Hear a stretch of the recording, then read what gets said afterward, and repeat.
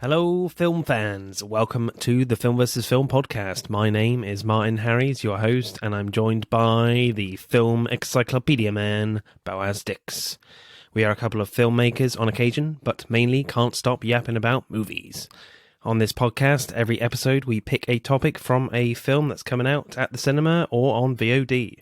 Myself and Boaz pick our favourite film from that topic, or team up against a guest and battle it out to decide which film will become the greatest film of all time. If you enjoy this podcast, please leave us a 5-star review and subscribe.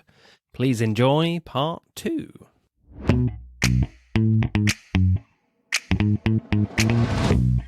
Hello, welcome to part 2 of our Legends episode focusing on Denzel Washington. And regular listeners will know we did animated films, and we are very excited to go see Across the Spider-Verse tonight. And this won't make any sense if you're listening to this, because you would have heard our spoiler special before you hear this one. Yeah. So this is greetings from the distant past. Yeah.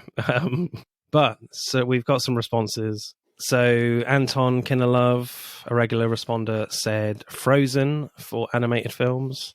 I actually really like Frozen. I think it's really good. Nice. I really hope they don't do a live action one, but I think it's just inevitable that they will at this rate. But who knows? Yeah. Did you ever watch the second Frozen? Because I never bothered with that. No. So the reason I never bothered with that, to be honest, I shouldn't cave into what other people say, but I heard it wasn't good. And then a few of my friends who had watched it said they really didn't like it. So I was like, maybe I'll just avoid this, you know? Do you remember when Let It Go was everywhere? Just everywhere. I got sick of it. I got so sick of that song. That's a good song, but like everything, they just ruin it by overplaying the shit out of it. And the B Critics podcast, hopefully we'll have them on at some point, and they went with Moana. Yeah, which unfortunately is being made into live action, which is just pissed me off, frankly, when they announced that. Yeah. For me, it's just an insult to animation that they're remaking these films. Yeah. It's just annoying. But yeah, Moana itself is a fantastic film. Yeah, so I don't know how The Little Mermaid's doing and stuff like that, but a lot of the other live action Disney stuff I have watched, I kind of just don't see why it exists. Do you know what I mean? Yeah. Well, yeah, that is the one thing a lot of reviewers say. Yeah. It's good, but it just doesn't need to exist. What's the point? I just don't see why it exists. So that's kind of the only ones I've watched is I watched The Jungle Book, which I did actually quite like. I think it's probably my favorite, but I do prefer the animated Jungle Book. And then Beauty and the Beast, which annoyed me because that was almost scene for scene. Like they added some extra bits, but it was almost scene for scene and song for song. And you can't help but going, good God, the animated movie did it so much better. Just everything is better. It really kind of annoyed me. And then I watched some of The Lion King, and I still had the same problem where I'm just like, man, the animated film just did every scene better. And it's such a shame, you know. I don't really understand how you call the Lion King one live action, but it's not live action. It is a cartoon. It's just all photorealistic CG. Yeah, it's a photorealistic cartoon. Yeah, so it's just with me, like most of the Disney remakes, I just don't see why they exist, you know? It's just a money-making thing, isn't it? It's a gimmick, you know? Yeah, it is, it's a gimmick. You want to just see what those things look like in real life? It's like, yeah, sure, why not? So my choice then for Denzel Washington films, I eventually went for Man on Fire, the Tony Scott movie. He's done quite a few films with Tony Scott over the years. Spoiler alert, at no point does he go on fire. Unstoppable? No. He is not the Human Torch. The Taking of Pelham 123. Okay. Which is a fairly good remake, yeah. Yeah, I think I haven't watched The Taking of Pelham 123, but I have watched Unstoppable. And he has worked with Ridley Scott as well, Tony Scott's brother, on American Gangster, which is a really good film. I really like that. I remember at university, I let a girl borrow my DVD, and she never gave it back to me. Okay, well, if she's listening... I want that DVD back. Return it immediately, yeah. You know who you are, and you probably don't listen, but... We made this podcast just for this moment. So we would build up a following so we could demand the DVD back. I want my DVD back, please. I also quite like Philadelphia. That's a really good one. It's more of a Tom Hanks film. It's a really good cream cheese. It's like my favorite cream cheese. Yes. I'm guessing you haven't seen Philadelphia. I have not seen Philadelphia. I really like the music video for Philadelphia. I've seen that. It's a good song. I like that song. Yeah. The Bone Collector I really like. He's mainly just stuck in a bed though, so Okay. It's more of an Angelina Jolie film. But I really like what's the submarine one? Oh, Crimson Tide. Yeah. With Gene Hackman. Yeah, that was good. That one's really good as well. I like that. Yeah. So I nearly picked that, but I ultimately went with Man on Fire, and I actually kind of stole. Well, I didn't steal, of course I didn't. The whole misfire bullet thing I used for my character's backstory in The Souls Through the Trees, if you remember that. Yeah, I always forget what it's called. I just in my memory. Like you hate this, but one of your lines was, the robots had big bouncy balls of death or whatever. No, the bullets went across like that. Yeah, and I can only remember, that's the only line I remember, big bouncy balls. I can't believe I get that. So in my head, that's what that film's called. Yes, don't watch it, people. Please watch it. Please watch it. It's on YouTube somewhere. Yeah, buried deep, deep down on my YouTube. But yeah, I really like this film. So what happens in Man on Fire? Well, it's basically kind of two films put together, which is a very strong critique, which was written about by critics at the time. But it basically follows a former CIA operative, kind of like a bit of a drifter, really. And he ends up in Mexico City and gets a job as a bodyguard for this quite wealthy family in Mexico City. And he is kind of very reluctant to become friends with the little girl called Peter, played by Dakota Fanning, and he's clearly got a drinking problem. Denzel Washington plays Casey, this ex-CIA operative who's now a bodyguard, and he gets really depressed and he decides to commit suicide. And the bullet misfires, and he kind of sees this as a sign to like carry on with life. He decides to have more of a relationship with this daughter that he's driving to school every day. So it kind of becomes this very like lost father figure and daughter relationship, like we've kind of seen with like The Mandalorian and The Last of Us. A guy who's kind of a dangerous warrior type who is kind of forced to look after this child that's kind of has got a special talent or whatever. And then it kind of becomes like this sports drama, this kind of drama between these two. And he teaches her swimming and she becomes really good at it. And then all of a sudden, Peter gets kidnapped by these Mexicans, and corrupt policemen are involved.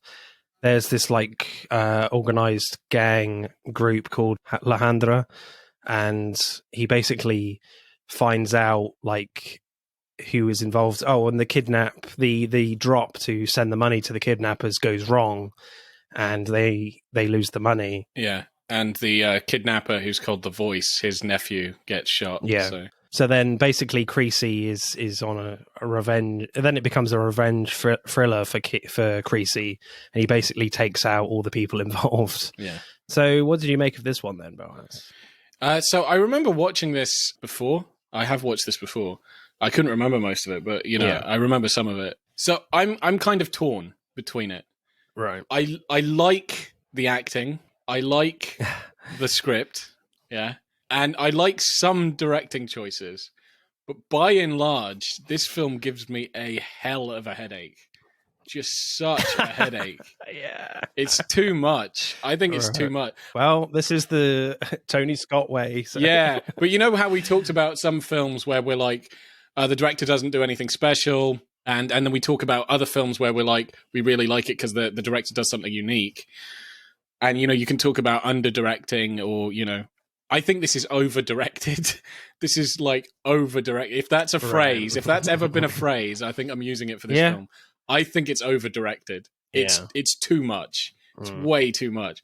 And I personally do wish that this film was redone and they dialed it way the fuck back. Really? Okay. So I do think it's really clever and it's very inventive. There's so much going on. There are, there's smash cuts, there's fades, there's a lot of fast cutting. There's a lot of zoom ins, zoom outs. There's a lot of tracking. There's a lot of stuff. There's a lot of like shaky cam. Yeah.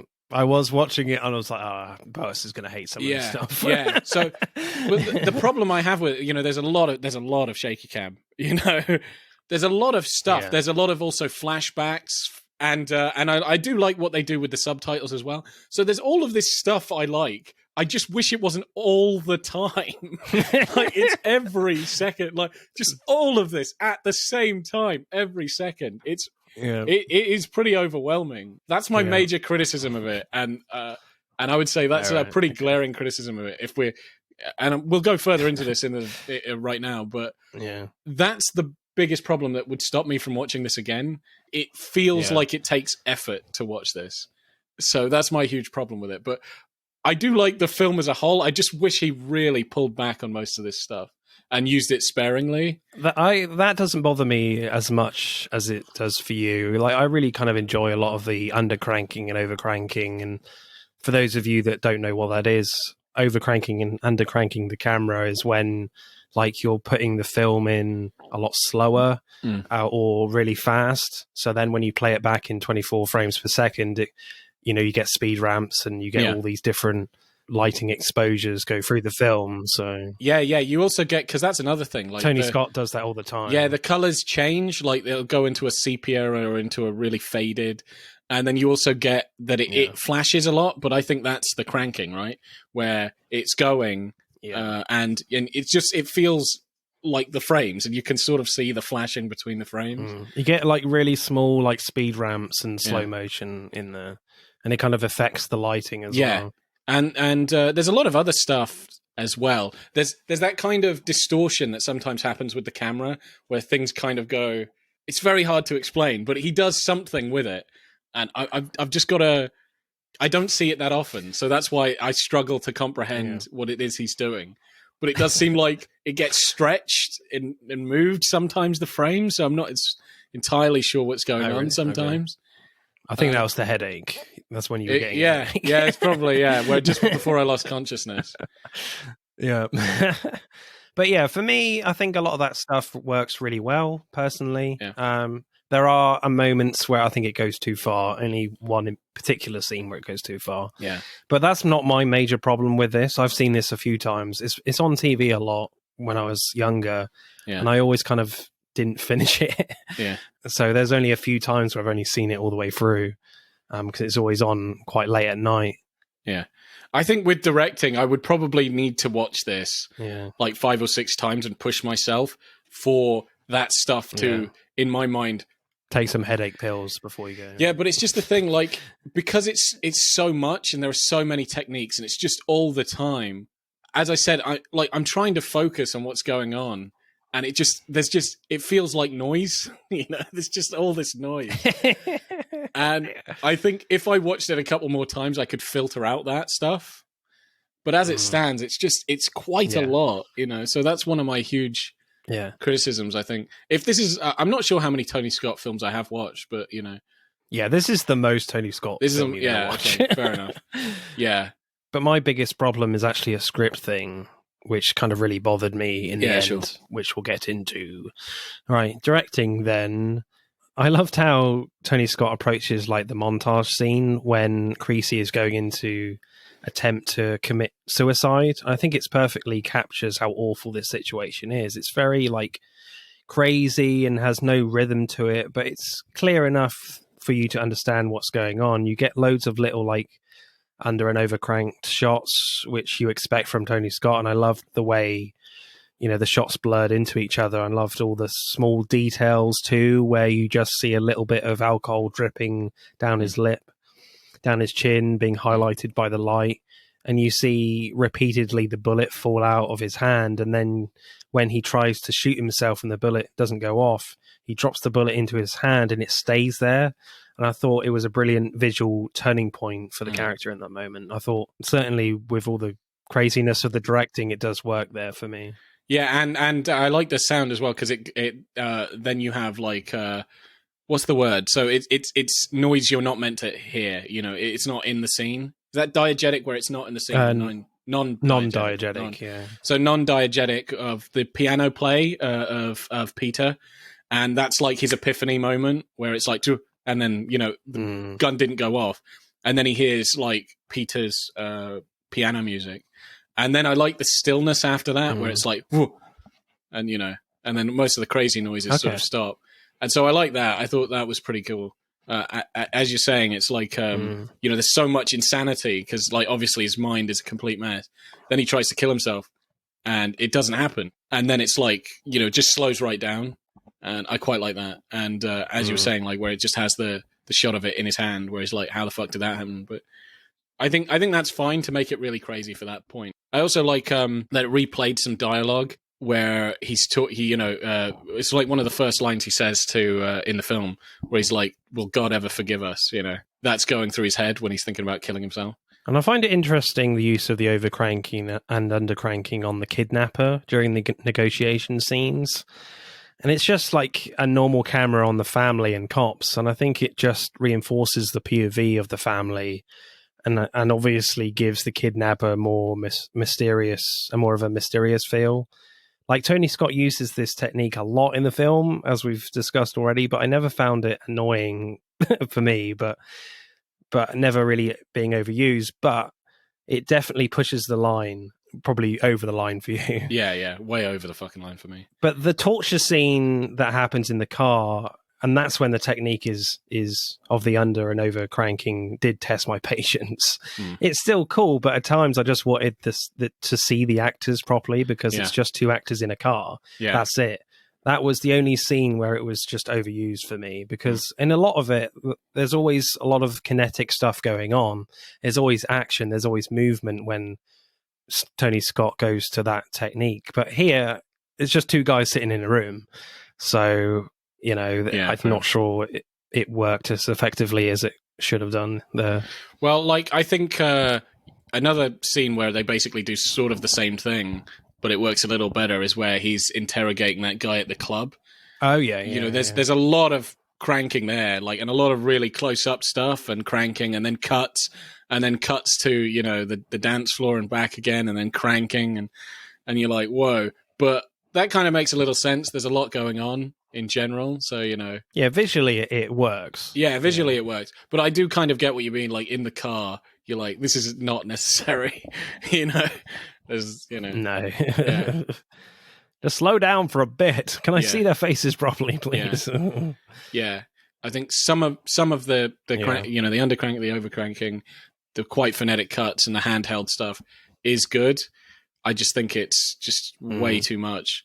And in scenes where I don't think it's necessary, I think it kind of detracts from scenes. If there's not much going on in a scene, I just don't know what the hell you're doing, making it insane, Like, it doesn't do anything. Like, I think he definitely does it for, like, atmosphere building as well. Certainly not in the traditional sense. Yeah. And obviously in the kinetic action stuff, but certainly in the torture scene, it just could have been dialed down a little bit. But sure. On the whole, I felt that there was definitely a purpose to it all. It was just that one scene where it was just a bit ill-judged for me. So one scene I quite liked is where that he jumps in the pool and does the lap that she did, and then it almost seamlessly goes into a scene of her swimming. And so it's like, him swimming and it's like how she was swimming. And I quite like that. I thought that was a really good, like, cut. So yeah, there was a few things I liked. This film is really intense in the way it's shot, and a lot of like long lenses on the streets. And there's so many people all the time. The crowded feel Tony Scott creates is quite effective. There are occasions that anything could happen in any moment, but then I love that contrast in the last scene on the bridge where there are so many wide lenses and so much open space, and it kind of made that last scene between Peter and Creasy more private and more isolated, like they've never had that before. Yeah. So I really like that contrast in that last scene. for me. Yeah, that was good. My favorite scene is kind of a scene where I always kind of find it interesting in thrillers like this, when you're expecting something bad to happen and you're waiting for that moment, and it always seems to be when the characters are doing something very mundane. And in this case, Casey drops Peter off at her piano class and is just sitting on a bench doing not a lot, Then I was like, oh, okay, something's going to happen soon. And of course, it's when Peter gets kidnapped. The action is just very Tony Scott with the over and under cranking, and he plays with, exposures too. And for me, Tony Scott doesn't play the audience for a fool. Like, he knows you're watching a gunfight, so let's make the gun action look really cool and stylized. And he just gives you like the key information, like who's getting shot. But I think with this very frantic style of just picking out moments, you lose a bit of geography in the scene, but I still really enjoy the scene. I'm not sure like geography is that important anyway in the scene. Like, all you need to know is that Creasy is in a gunfight and everyone else is a bad guy, Yeah. So I just kind of like that scene specifically of just making it feel kind of crazy and like really just picking out really cool shots. The one I always kind of remember is like he's just unholstering his gun and pointing at a guy, just really kind of fast little cuts in like slow motion. Yeah. I love that. You got a favorite shot or scene, Boaz? I think it's one of the first times like he's talking to Peter and she's trying to get to know him and all this stuff. And it's a pretty busy street he's driving down. He's getting distracted and, but there are all these people in front of his car, and you get like basically fast cuts between him and Peter and the wind mirror and just a bunch of stuff, but also the people that are around his car that are trying to sell him stuff or just having fun. And in between that, you'll get like a flash of a guy with a gun. And that, to me, I was like, what? Is there a guy with a gun? But then you'll get another cut of the same scene, but nobody's holding a gun. And then it kept doing that. So to me, I thought that was a really great use of visual language to convey basically how Creasy sees the world. Like, he's like, any one of these motherfuckers could have a gun. Do you know what I mean? That's kind of what I was getting for it. Like, things are going on, but he's always on edge. Somebody could be armed. So I like that as like just kind of visual language for, paranoia or something like that. Yeah. I quite like it when he's just like, fuck it, I ain't using a gun on this car, I'm using an RPG. Yeah, that was pretty cool. Rocket-propelled grenade. That was pretty awesome. Yeah. I was wondering in that moment, it was like, how is no one seeing a guy with a massive rocket launcher on his shoulder? Yeah. Another really cool thing was, the C4 shoved up that guy's ass. Oh, yeah. Yeah. But one of the things I do quite like with the directing is that subtitles are like... Because I actually like when films do this, that subtitles, they feel like they're actually there. John Wick style. Yeah, like John Wick style. I like John Wick style subtitles, and they do that. I like that even with the with the C4 up that guy's ass or whatever. And he keeps referring back to the timer because, he's talking and obviously he's forgetting that he's timed and that the timer will come up every time he mentions the time. So like the timer comes up, so the time, then it will disappear. And then you don't know how many seconds are left, and then he'll remind him, and then the timer's back up.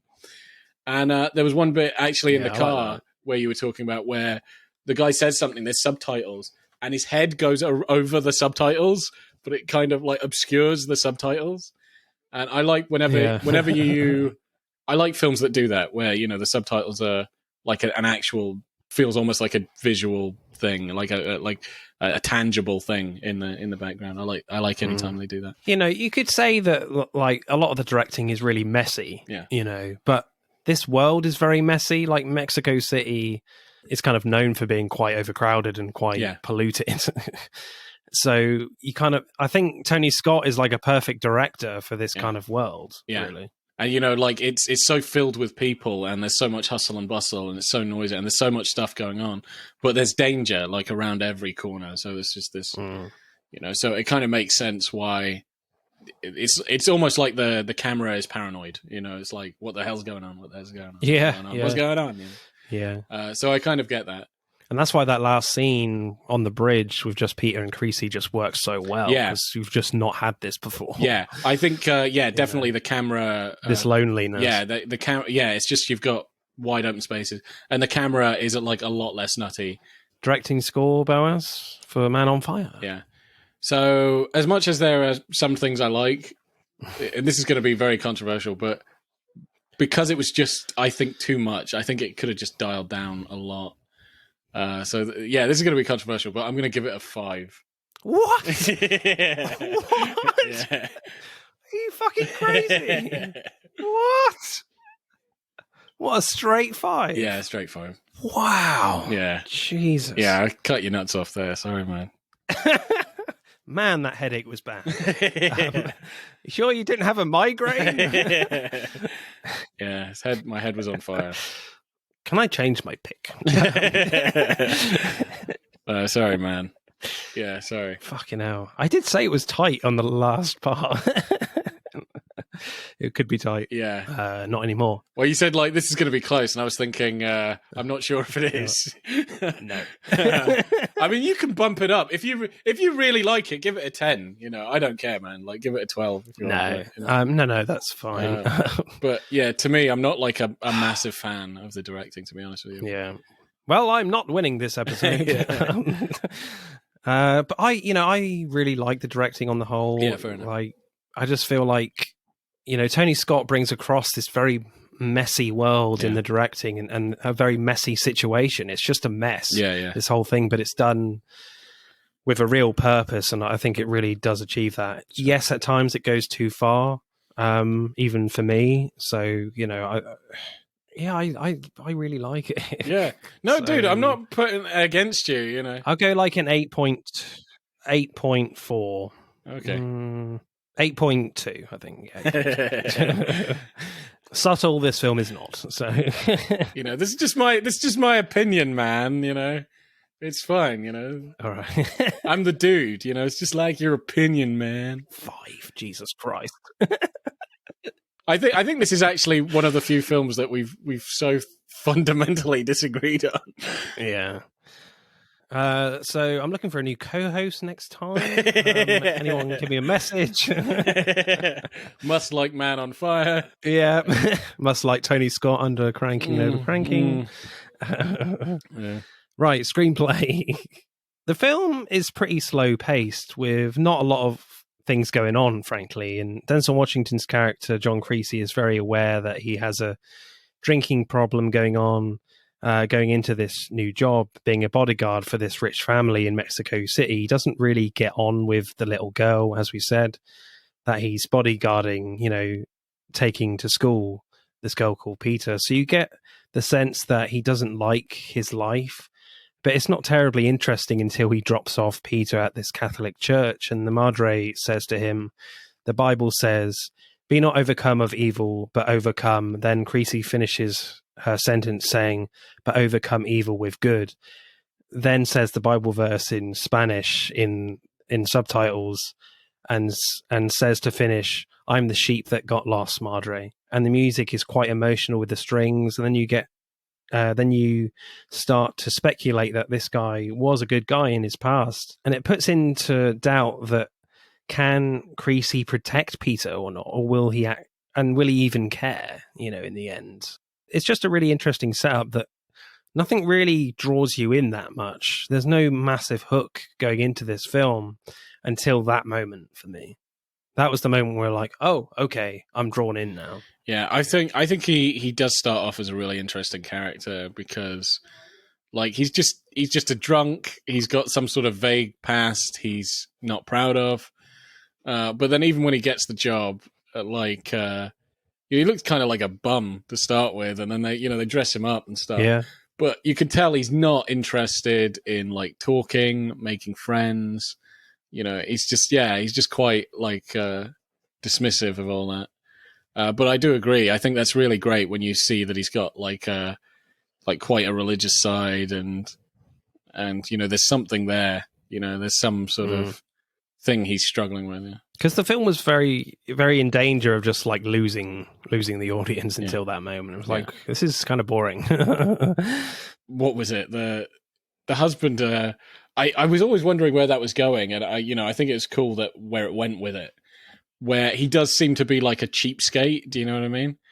Like, you're like, what's going on? They only hire him as a bodyguard because he's cheap. They're just trying to find the cheapest bodyguard, and they're trying to. He tries to even keep it secret how useless Creasy is to his wife. It's like, just don't mention you're drinking. And that was cool as well, where like the first thing she offers him is like a drink, and he's like, yes, like whiskey on yes, the right. please. Yeah, yes, please. But I like the look of the husband where he's just looking. It's like, do you know what I mean? That was pretty good. And I kind of like that where I think Peter's like, shall I show you around? Yeah, give me a sec, drink my drink. Yeah. Like the film sets itself up as a kidnap thriller right from the credits. And the film sets up this father-daughter type relationship between Creasy and Peter that, like, we've kind of seen a lot recently in recent media. And while you're watching, following these characters, you're waiting for Peter to get kidnapped. And you're 30 minutes in and you're still waiting. Then you're watching a character drama / swimming sports film that's really compelling, and you really want her to win the race. And you almost forget that this is a kidnapping thriller for like 50 minutes because their relationship is so good. Not many films like this would commit 50 minutes of this character development before the film you've signed up for gets going. So I thought that was really brave and really commendable. The second half is just not as strong, I don't think. It just becomes pretty bog standard. Some really cool moments in there, but like the first half is a lot stronger for me. Yeah. And I think, the little girl, what did you say her name was? Something Fanning? Dakota Fanning. Pitta. Yeah. Dakota Fanning, yeah. Like, she's really great. Yeah, she's just a sweetheart, And it is kind of a shame when she goes, because, obviously she's got to go. And I think that's an interesting thing you make, is like, it's a kidnap film, like straight off the bat. And what's interesting is, in the opening credits, they show you a successful kidnapping. Like, they kidnap someone and basically go through like everything he's meant to do like really quickly, and then they release the kidnap victim, so how this is going to go. And so you're right, you're kind of waiting when she's going to be kidnapped, and you spend a long time with her, but she's such a great actress, and her relationship is so good with that. I kind of missed her when she went. I like really missed her. I was like, man, I wish she was just like around. And then they kind of do this, pull the rug from out of you, because most films where, someone's kidnapped, the film is them trying to get back the kidnap victim, but they establish pretty early on, when the kidnapping goes wrong, that like she's dead. Like they just go, she's dead. The guy's nephew died and he killed her. And so when you're thinking about it, what is it that's driving Denzel Washington? Yeah, isn't like to save her or to save another victim or whatever. It's to get revenge. I am going to fucking destroy everybody. I like his little speech that he says to the wife where he's like, I'm going to kill everybody. I'm going to kill them all. Everybody who was involved, anybody that profited, anybody that looks at me funny. Like, and that's just what he's doing. That was cool. Yeah. And then I think it was kind of cool. That was kind of cool that it's one of those things, like I like it, but and that it happened so far at the end and you didn't get to see her until right at the end, because you don't realize she's alive until right at the end. But the twist is she is alive, and that the bad guy is gonna. But I do like that, because that's kind of redemptive as well, because he was only doing this for revenge. But when he learns that she's alive, he's going to stop his revenge and he's allowing himself to die. Like he is giving up his life for her. So, life for a life. Yeah. So this is one of my major problems with the film, is that after the failed kidnapping, they say that the kidnappers kill Peter. And not for one moment did I think that Peter was dead. Because if that was the case, it would feel pretty hollow, especially when they've committed so much time in the Casey and Peter relationship. Yeah, true. What's frustrating as well is that Creasy never really acknowledges that he thinks Peter is alive. You get a random voice of hers when Creasy revisits her bedroom, and you're like, does he think she's alive? And he does turn around, and you have like flashbacks of her swimming when he's in the pool, and at the same time, in the present, there's other brief flashbacks too. So it wasn't clear enough for me if Creasy knows that she's alive, or if he's just remembering his time with her. But then, as the more I saw Peter pop up in the film, I feel like it's a subconscious thing for Creasy that he does in fact think she's alive, even though he doesn't exactly explicitly say it. When Peter finally sees Creasy, I was looking for some acknowledgement from Creasy that he knew she was alive, but it never happened. So I felt a bit annoyed that it could have been more satisfying in the end, and I was still emotional, but I think they should have made it more convincing that Peter was dead, because I never was. Yeah, sure. Do you get that? Were you convinced that she was dead? No.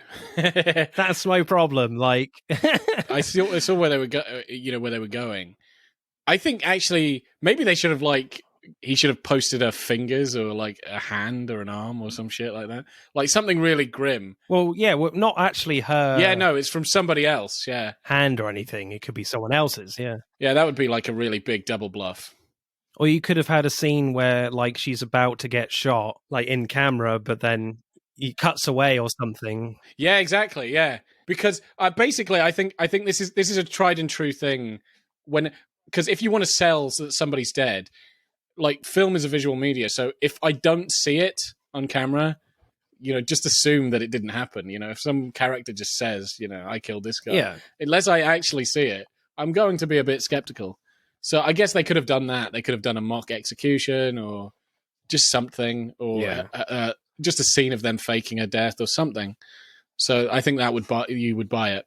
So, I mean, those last scenes on the bridge were emotional for me, but I was just like, this could have been so much better if he somehow knew that she was alive. There was just something there, because there's a lot of flashbacks and things. Yeah. I guess they were just going for this subconscious thing of like, he did love her, and he does say that in dialogue. But yeah, I just felt that the mistake the film made was that I was never convinced that she was dead. The film needed to try harder to convince us, and they didn't. Yeah. That's my major problem, really. Yeah, sure. And the second half of the film basically becomes a pretty straightforward revenge thriller, where Creasy finds everyone involved in the kidnapping and he takes them out one by one. Then when he finds out that Samuel and his lawyer were involved, Creasy confronts Samuel about it, and before you know it, he's shot himself. It's not really treated like a conspiracy plot, because all that happened so quickly. Like Samuel, the father, is just treated like a man on Creasy's list that he needs to kill, and then moves on to find the voice with the journalist's help. So it ends up being quite straightforward. I think the dad should have been like the last person he killed, or he learns that last or some shit like that. I did think that was a pretty good twist though, because especially when it was like the police officer that stole the money, and they were like, well, when we looked in the bags, there was no money. So obviously the kidnapping was fake, and you're like, what? Yeah. And then it turns out, because then it kind of recontextualizes the plot, because at the beginning, the father is talking to his lawyer, and he's talking about how he doesn't have kidnappers insurance. Like it's ran out, and they need to wait an extra week for their kidnapping insurance. So he says, we need a bodyguard until then, and then you can fire him. So in the back of my mind, I was thinking, why would you do that? Is he that like stingy for money? Because it's like, even if you get the insurance, like it would be nice to have a bodyguard as well. Do you know what I mean? It's like having the lock, you get a lock to your front door, but you have homeowners insurance. Well, just because you got homeowners insurance doesn't mean you can throw away the lock. It's like, that doesn't make any sense. Yeah. Yeah. But so I thought that was kind of silly. Is the dad that greedy? But then I think the twist makes that make sense, because you're like, no, he wanted her to be kidnapped. So when he gets the insurance, he fakes the kidnapping so that they can, his insurance can bail him out. You know what I mean? And I think he was going to use that money to pay his father's debts or something. Yeah. So I thought that was cool. I don't think you spend enough time with the father. So like, I wish they also did that differently, that you trust the father, that you think the father's a good man. Yeah, because it's established fairly early on that the guy's an asshole. He's an asshole. Yeah, he's an asshole. So you're like, he's a negligent father. He's a bit of an idiot, and like he's a money. He's really tight-fisted. So you're already like, there's something wrong with this guy. So, when it's like he's involved in the conspiracy, you're like, yeah, So I think they could have done that better as well, where they're just make him a really likable guy. Because I think if you make somebody very likable and then it turns out they're the bad guy, you're like, oh my God. But if they're like a piece of shit and then the bad guy, you're like, okay, fair enough. Yeah. Because there's that scene, isn't there, when Peter comes to see Samuel and he's playing golf indoors and he's like, and Peter's like, I don't want to play piano, I want to swim. And he's like, no, you're playing piano. I've got the most prestigious teacher for you. It's non-negotiable. Yeah, exactly. You're gonna play piano. Yeah. So, that right there, you're like, yeah, the guy's a dick. Yeah, exactly. Yeah. And you kind of know that he's dodgy as Yeah. well. I mean, you don't, like with Mickey Rourke as well, he's the lawyer that's helping him out with this. And like, yeah. Could you get a more evil-looking person than Mickey Rourke? Yeah. That's the other thing I feel that's odd, that Mickey Rourke doesn't die. No. Like, Creasy doesn't kill him. No. I was like, hang on, there's a big loose end here that the film has kind of forgotten about, which I found kind of really frustrating. Because they clearly mentioned that Mickey Rourke put the bags in the back of the car for the drop. Yeah. So I'm like, the guy's dodgy, why is he not getting any comeuppance? But he doesn't. Yeah. I'm just like, what? Yeah, I think that's crazy. I think actually, if I remember, I think the father says he shot him before. Oh, really? Yeah, I'm pretty sure. I don't remember that. Maybe recheck that. But I mean, to your point with like the conspiracy thing, I just feel like he finds out the conspiracy that his dad was involved in the kidnapping, and then literally the guy is dead. Yeah. So I just feel like there wasn't enough breathing room for that to really come to the fore. And like, you get that one scene with the mother, but then that's it. And then it's just like he shoots himself. Yeah, I kind of agree with that. I did like the way he shot himself. That like Creasy uses the bullet that misfired for him to shoot himself, because it could misfire for him. Yeah, that was kind of good. I thought that was pretty cool. But yeah, no, I agree. I think he's not built up enough as an actual character. And I think when you also, again, you get to that twist, they don't like sit on it for a little while, which I think they should have done. It's like, you basically, you don't even find out when Creasy finds out. Like, he works it out and then he just goes to him and gets him to confess and then gets him to kill himself. And then it just carries on with the film. It doesn't like rest with that. Where you could be like, dude, this is like a big deal. This is huge. Yeah, that's the thing. It doesn't feel like a big deal. It doesn't feel like a big deal. There's no weight to it. Yeah, that's the thing. If you read a synopsis and you went down and you go, the father was involved in the kidnapping, that's huge. When you watch the film, he's just one guy in a long list of people he's just putting down. Like, and Creasy doesn't even feel like very affected by this. You think this would shake your world. Your employer and the father of the girl, who you're kind of a father to, you're like the surrogate, that he's involved. This is a big deal. But the film doesn't treat it like a big deal, which I think is a problem from script point of view. But. And also, Denzel Washington is Creasy is built like a motherfucker. The fact that he can take so many bullets and still live for that long. Yeah. That was pretty... Like he gets a bullet to the chest in that last action scene and still keeps going. I'm like, fucking hell. It's like the Terminator. Yeah. Yeah, some really menacing lines as well. I like many of his lines. So I like what was it? Where, he's at that couple's in their living room with the RPG, and they're like, God says you must forgive. And he's like, forgiveness is between them and God. I'm just going to arrange the meeting. It's like, that is the most badass thing to say to someone before you fucking kill them. That always sticks in my head. That was cool. Like, I'm like, that is the line before you kill a man. They're like, forgive me. You're like, forgiveness is between you and God. I'm going to arrange the meeting. Like, that's just so cool. The gunshot holds no fear. Yeah, that's a good one. Yeah, the gunshot holds no fear. Yeah. I think that the whole swimming stuff is really great because it's the few scenes where you're like, these guys Peter and Creasy are really connecting. They're really getting on. They're really like working well together. Yeah.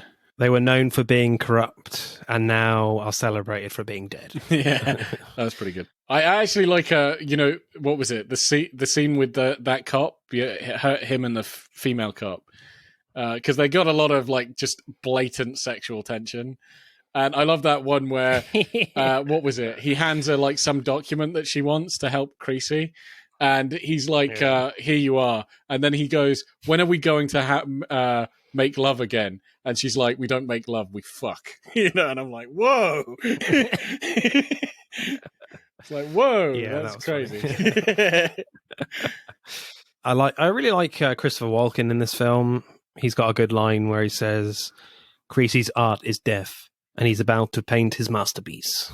Yeah, that was a pretty good line. That's a damn badass line. I think my favorite, though, is kind of the line of the film, I guess, that sums up the whole film, and obviously is related to Samuel and both 3C, is a bullet always tells the truth. Yeah, that was a good I thought that was kind of a nice poetic line that sums up the whole film, really. Yeah, that was a good line. What's your favorite, then? I think, arranging the meeting between them and God, that's a really good one. I like that. That's pretty badass. Yeah. I'm trying to think of some other ones, because, there probably are, like... where he blows off the voice's brother's fingers, and he's like, "I'm going to take your family apart, piece at a time." And you're like, that is dark. Yeah, it is very dark. Well, he just says like, "Your brother wants to say hello." And blows off his fingers. I'll take your family apart piece by piece. You're like, Jesus Christ, you've become what you sought to destroy. The film very much treads that line of like, is Creasy going too far with this? Like, is he going way too far? Yeah, there are moments where I'm like, yeah, you're losing me here. Yeah. Like, I'm not on board anymore. I wasn't at that stage, but I think for some people, I think he goes shy of just doing that. There is that thing of just like of going too far. These are bad people he's doing, but he is killing them without mercy. I think if he, who knows how close he was until like he knew Peter was still alive. Because, I think he could have very well started just killing anybody, like, women and children and just anybody. But I think he was kind of at the line. So all the people that he did kill did deserve it.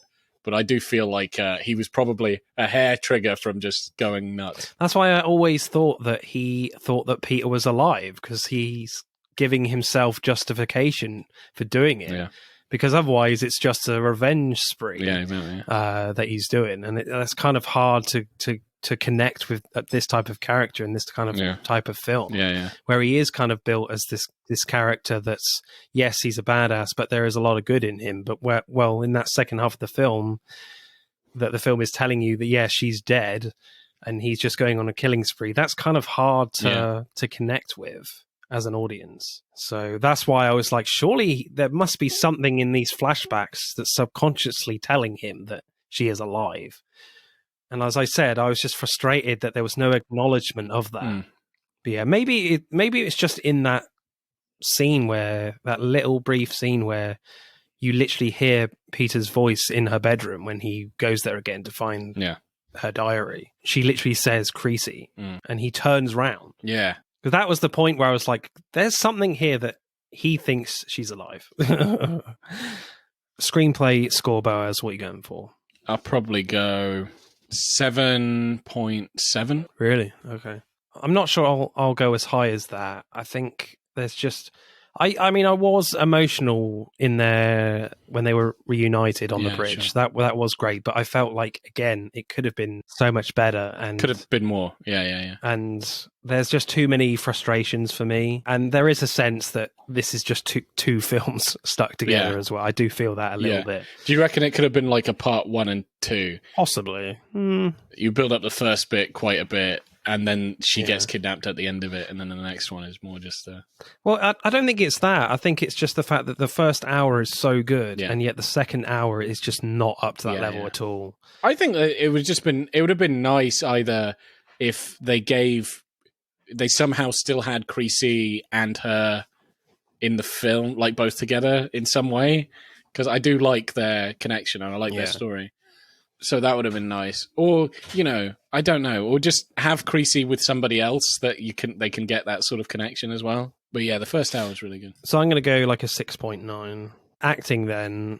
For me, there's no obvious point in the script where Creasy and Peter start connecting. Like, for me, it's in an acting moment with no words, like right after the misfired bullet, when Creasy was trying to commit suicide, he's on the phone to Christopher Walken's character in the rain, and after the call, Denzel Washington is looking at Dakota Fanning in the window, and they have like eye contact, and they just have like a little moment, and like Peter can see a change in him. Like Denzel Washington looks so vulnerable in that moment. He's amazing. I think that's what's brilliant about Denzel Washington as an actor, is that he is so good at like being aggressive and being the big badass guy. Like there's no one better at that. Yeah, alpha dog. Yeah, but then he can just let that slide. But what makes him amazing is that he can, like, you can see through his soul. You can really see so much vulnerability in him. I think that's why he's so compelling in all of his films, and especially these two that we've picked. Absolutely, but I do agree whether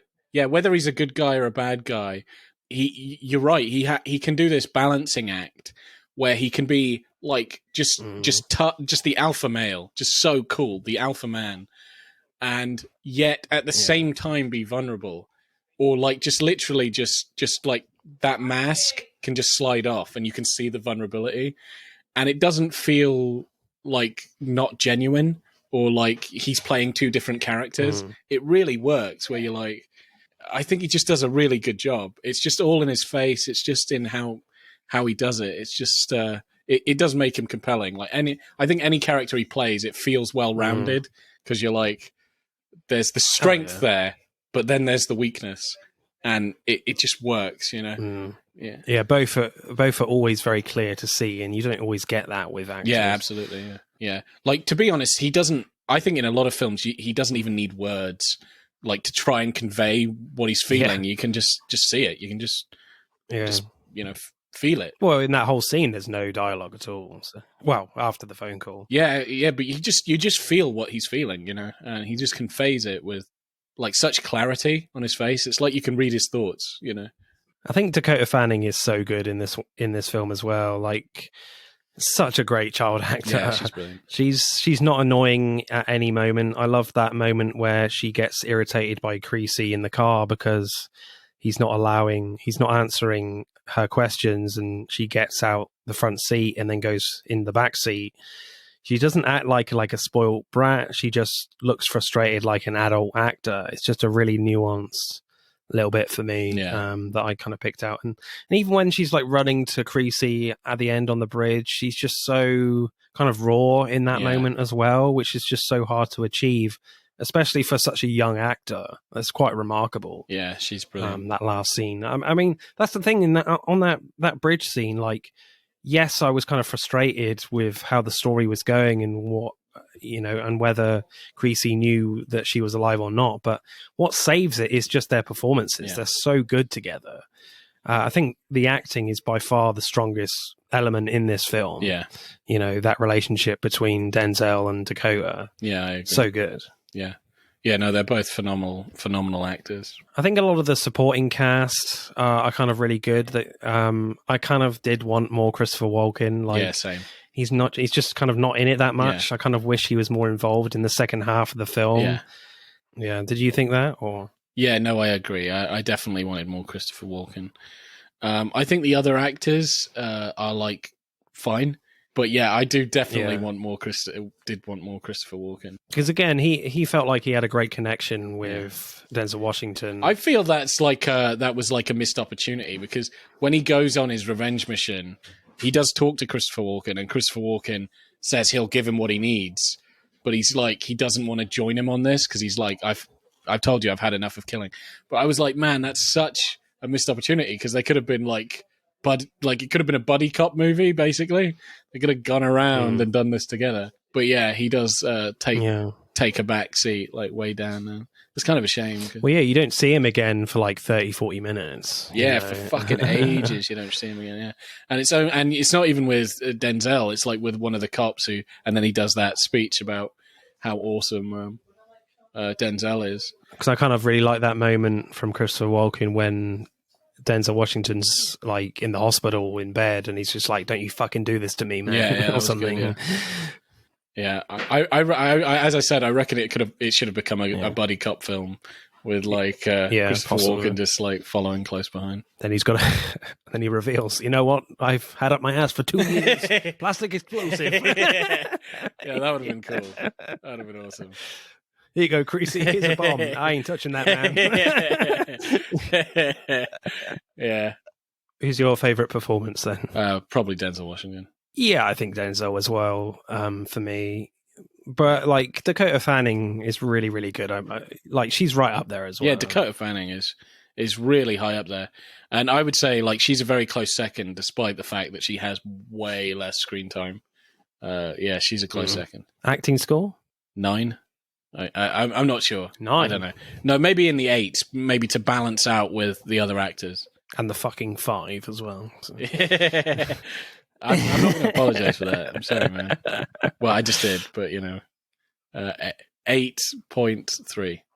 Yeah, I think the acting is really exceptional in this, and by far the strongest element. So I'm going to go an 8.8 for me.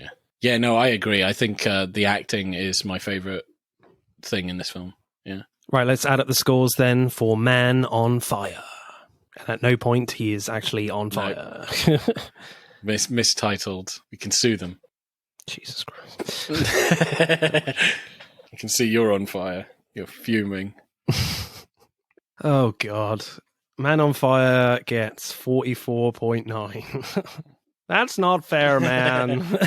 Come on. Life is not fair. So just next time, just don't pick anything with Tony Scott. Like, I just obviously have a problem with his directing. I just, to be honest, actually, I think I've said this before. I have a problem with cranking in general. I just kind of don't like it. And I have a problem with handheld cameras. Man on Fire is in the top 10. No, it's not. Sorry.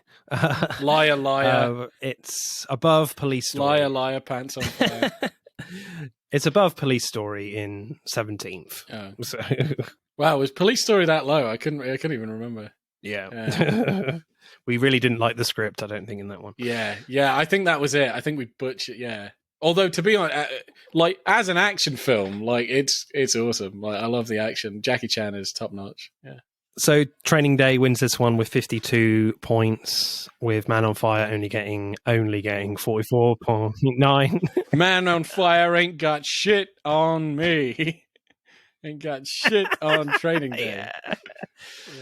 Yeah. Next episode, as the last installment of the Indiana Jones franchise is finally here, Indiana Jones and the Dial of Destiny will be out. And we'll be talking, yep, you guessed it, Indiana Jones films. And hopefully have a guest from One of Us is Bored. They were supposed to be with us last year, but someone went and got COVID, so I had to cancel. So thankfully they'll hopefully be back on for next time. Right, so it's time to say goodbye to the Mr. Encyclopedia Man, Mr. Boaz Dix. Bye-bye. See ya, bye. And it's goodbye from me. I am going to see Spider-Man Across the Spider-Verse, and I'm very excited. Bye-bye. Wow, that's a coincidence. So am I. That's it for part 2. Thank you for listening. We hope you enjoyed it. Check out part 1 if you haven't done so already. But don't stop there. Get involved and tell us what your favourite films are relating to the episodes. Send us a DM or comment on Instagram and TikTok at Film vs. Film Podcast, for Twitter at FVF_podcast. If you do, we'll give you a shout out on the next episode. If you're feeling really generous, you can buy us a one-off coffee at our Buy Me a Coffee account. Remember, please leave us a 5-star review and subscribe. Pod signing off.